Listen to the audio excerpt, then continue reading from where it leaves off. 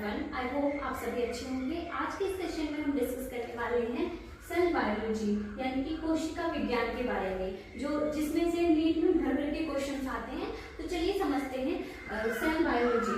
सबसे पहले जानेंगे सेल क्या होता है। ओके, पहले डेफिनेशन लिख लेते हैं।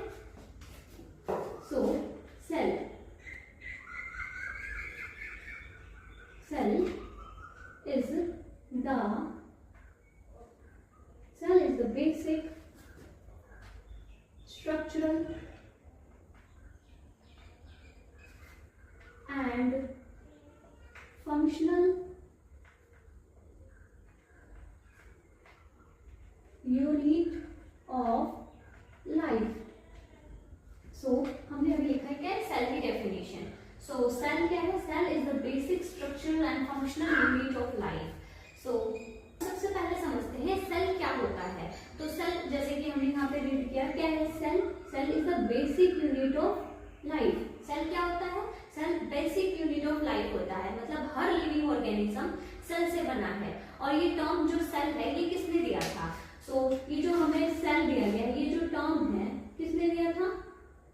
जो सेल का टर्म है ये दिया था हमें रॉबर्ट हुक ने। किसने दिया था स्टूडेंट्स? रॉबर्ट हुक, है ना? किसने दिया था? रॉबर्ट हुक ने दिया था। और ये 1965 में, कब दिया था? 1665 में। आई होप इतना आपको समझ में आ गया। चलिए अब हम समझते हैं सेल थ्योरी के बारे में। अब हम बात करेंगे किसके बारे में? Cell theory. ओके स्टूडेंट्स, आप इसे साथ के साथ अपनी कॉपी में नोट कर सकते हैं कि बहुत इंपॉर्टेंट है। जो सेल थ्योरी है ना, जो हमने यहाँ पे लिखा सेल थ्योरी, इसको किसने प्रपोज किया था? किसने किया था? मैथियस शिल्डन एंड थियोडर श्वान। किसने प्रपोज किया? प्रपोज्ड बाय सेल थ्योरी किसने प्रपोज की थी? मैथियस शिल्डन एंड थियोडर श्वान ने। ठीक है, और इसको मॉडिफाई किसने किया था? Modified by Rudolf Virchow. तो लिख सकते हैं आप इसको, किसने मॉडिफाइड किया था? किसको? सेल थ्योरी को modified by Rudolf Virchow. Rudolf Virchow, आप साथ के साथ याद करिए। जो सेल थ्योरी है उसको मॉडिफाइड किया था रुडोल्फ विर्चो ने। अभी कुछ पॉइंट्स लिख देती हूँ, आप इसको जरूर याद रखिए। जैसे कि all organisms are made up of cells. All organisms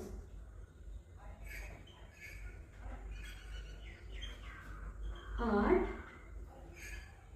made up of cells। इसका मतलब है all organisms are made up of cells, मतलब जितने भी ऑर्गेनिजम्स हैं वो किससे मिलकर बने हैं? सेल से। और हमने पढ़ा कि सेल क्या है? Cell is the basic unit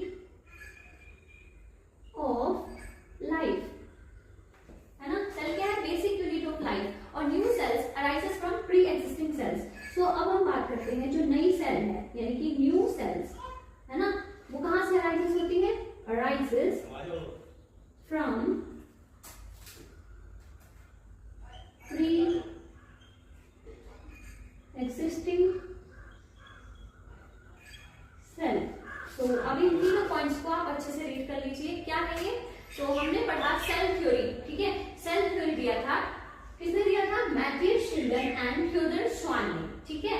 और जो रुडोल्फ विर्चो है उन्होंने इस सेल थ्योरी को क्या किया? मॉडिफाई किया। और फिर इसके बाद और क्या हुआ? और एक इंपॉर्टेंट लाइन है जो आप याद कर सकते हैं, ये हर बार क्वेश्चन पूछा जाता है कि जो सेल है, ठीक है, जितनी भी नई सेल है ना, हर सेल किसी एग्जिस्टिंग सेल से ही बनता है। मतलब जो एक नई सेल है ना, नई सेल है, वो कैसे बनती है? वो अराइज होती है प्री एग्जिस्टिंग सेल से, यानी कि जो इससे पहले वाला सेल होता है वो उससे बनती है। आई होप आपको इतना समझ में आ गया। आगे हम पढ़ेंगे सेल के टाइप्स। स्टूडेंट्स, अब हम पढ़ेंगे टाइप्स ऑफ सेल्स। इससे पहले हमने क्या पढ़ा? सेल की डेफिनेशन पढ़ी और हमने पढ़ा सेल थ्योरी के बारे में। अब हम पढ़ेंगे टाइप्स ऑफ सेल्स। चलिए पढ़ते हैं टाइप्स ऑफ सेल्स। सेल्स के कितने टाइप होते हैं? बेसिकली सेल के कितने टाइप्स होते हैं? 2 टाइप्स, है ना। कौन कौन से होते हैं? एक होता है एक प्रोकार्योटिक सेल। कौन सा सेल? प्रोकार्योटिक सेल, है ना। और सेकंड होता है, क्या होता है second? Eukaryotic cell. Eukaryotic cell. So हमने पढ़ा तो सेल कितने टाइप्स के होते हैं? 2 टाइप्स के, है ना। हमने यहाँ पे लिखा, और कौन कौन से? Prokaryotic cell and eukaryotic cell. So इन दोनों के बीच में हम डिफरेंस को समझेंगे। जो प्रोकैरियोटिक सेल होता है उसमें नो न्यूक्लियस और नो ऑर्गेनेल्स। क्या होता है इसमें? जो प्रोकैरियोटिक सेल होता है इसमें नो न्यूक्लियस, यानी कि इसमें जो होती है न्यूक्लियस नहीं होती, है ना। और क्या है? नो ऑर्गेनेल्स, है ना। ऑर्गेनेल्स भी नहीं होते इसमें, ठीक है। और अब हम समझेंगे यूकैरियोटिक सेल। जो यूकैरियोटिक सेल होता है इसमें ट्रू न्यूक्लियस और ऑर्गेनेल्स भी प्रेजेंट होते हैं। इसमें क्या होता है? इसमें ट्रू न्यूक्लियस होता है, ट्रू न्यूक्लियस, एंड ऑर्गेनेल्स भी प्रेजेंट होते हैं, ठीक है। प्रेजेंट क्या होते हैं? ऑर्गेनेल्स, ठीक है।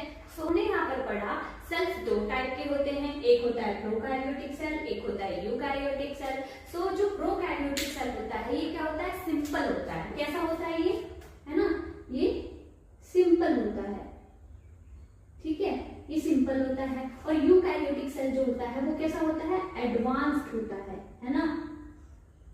ये क्या होता है? एडवांस्ड होता है, ठीक है। और इसमें जो प्रोकैरियोटिक सेल होता है उसमें नो न्यूक्लियस, यानी कि इसमें न्यूक्लियस नहीं होता।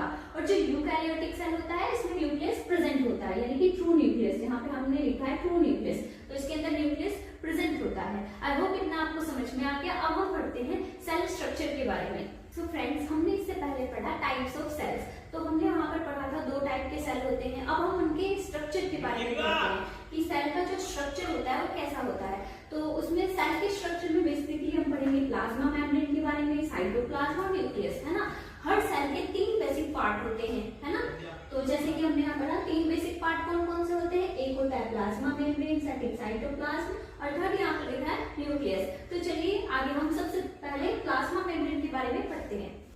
प्लाज्मा मेम्ब्रेन, आप अपनी नोटबुक में नोट करिए। प्लाज्मा मेम्ब्रेन क्या होता है? प्लाज्मा मेम्ब्रेन, प्लाज्मा मेम्ब्रेन को हम क्या बोलते हैं? प्लाज्मा मेम्ब्रेन को हम सेल मेम्ब्रेन भी बोलते हैं। क्या बोलते हैं?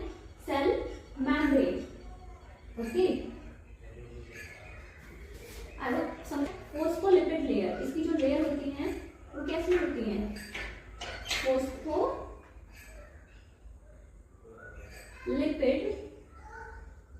Layer, okay. और सेकंड क्या होता है? सिलेक्टिवली परमेबल होता है। क्या होता है ये? सिलेक्टिवली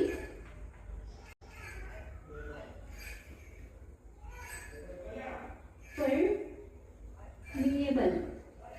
कैसा होता है? Selectively permeable. और ये क्या करता है? बेसिकली थर्ड पॉइंट में पढ़ते हैं ट्रांसपोर्ट। किस चीज का काम करता है ये सेल के अंदर? ये बेसिकली करता है ट्रांसपोर्ट का काम, जैसे कि डिफ्यूजन, ऑस्मोसिस, है ना। डिफ्यूजन, ऑस्मोसिस, है ना, और ट्रांसपोर्ट, है ना। Active transport, active transport. इसमें क्या है? मॉडल दिया गया था बाय सिंगर एंड निकोलसन, है ना। मॉडल किसने दिया था? ये मॉडल दिया था, model by Singer and Nicolson. जितने भी आप टर्म्स यहाँ पढ़ रहे हैं आप अच्छे से याद रखिए इनको, क्योंकि एग्जाम्स में बार बार पूछा जाता है। सो हमने पढ़ा प्लाज्मा मेम्ब्रेन। प्लाज्मा मेम्ब्रेन को हम सेल मेम्ब्रेन भी कहते हैं। ये क्या होता है? एक प्रोटेक्टिव लेयर होता है ना। फोस्फोलिपिड लेयर है, ये क्या है? बेसिकली प्रोटेक्टिव लेयर है। ये क्या करती है? प्रोटेक्शन देती है। इसको बोलते हैं हम प्रोटेक्टिव लेयर, प्रोटेक्टिव लेयर। जो प्लाज्मा मेम्ब्रेन है वो क्या करता है? प्रोटेक्शन देता है, यानी कि ये प्रोटेक्टिव लेयर। और क्या होता है? सेकंड पॉइंट में पढ़ते हैं सिलेक्टिवली परमिएबल। सिलेक्टिवली परमिएबल का मतलब क्या होता है फ्रेंड्स? मतलब हर चीज को अंदर बाहर जाने नहीं देता। मतलब ये क्या करता है? हर चीज को अंदर बाहर नहीं जाने देता। ये सिलेक्ट करता है कि सेल के अंदर क्या जाना चाहिए और क्या नहीं जाना चाहिए। इसका एक मॉडल भी है जिसको हम फ्लूइड मोज़ेक मॉडल कहते हैं, ठीक है। कौन सा मॉडल है? इसमें हम लिख देते हैं मॉडल,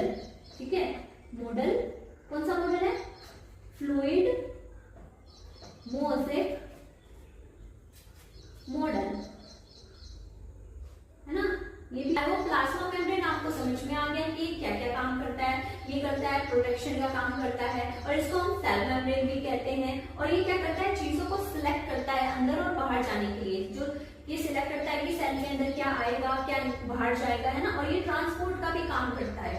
आई होप इतना आपको समझ में आ गया। अब हम समझते हैं साइटोप्लाज्म के बारे में, फिर हम समझेंगे न्यूक्लियस क्या होता है। सो हम समझेंगे साइटोप्लाज्म के बारे में, ठीक है। तो साइटोप्लाज्म,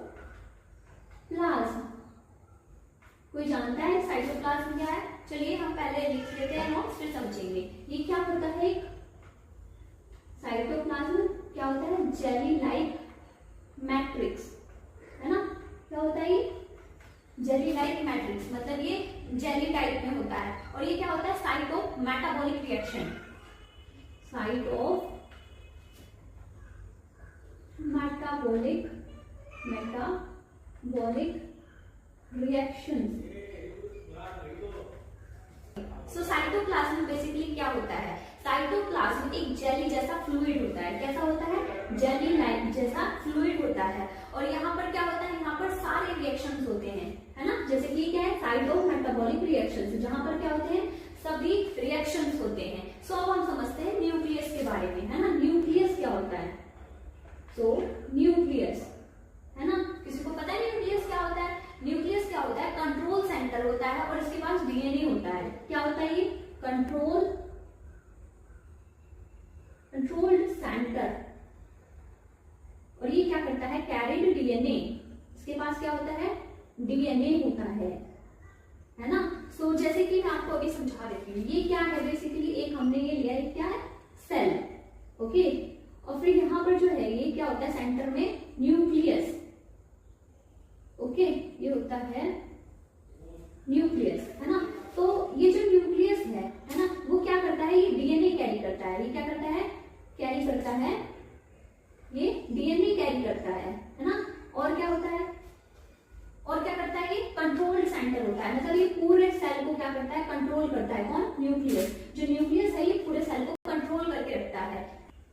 आई होप इतना आपको समझ में आया। न्यूक्लियस को सेल का ब्रेन बोलते हैं। ये डीएनए को कंट्रोल करता है। क्या बोलते हैं? न्यूक्लियस को पूरे सेल का ब्रेन कहते हैं। और ये डीएनए को कैरी करता है और उसको कंट्रोल करके रखता है। आई होप आपको आज का सेशन पसंद आया। अगर कोई डाउट है तो प्लीज कमेंट सेक्शन में बताएं, और आगे के जो पॉइंट्स रिमेनिंग है वो हम कल सेशन में डिस्कस करेंगे।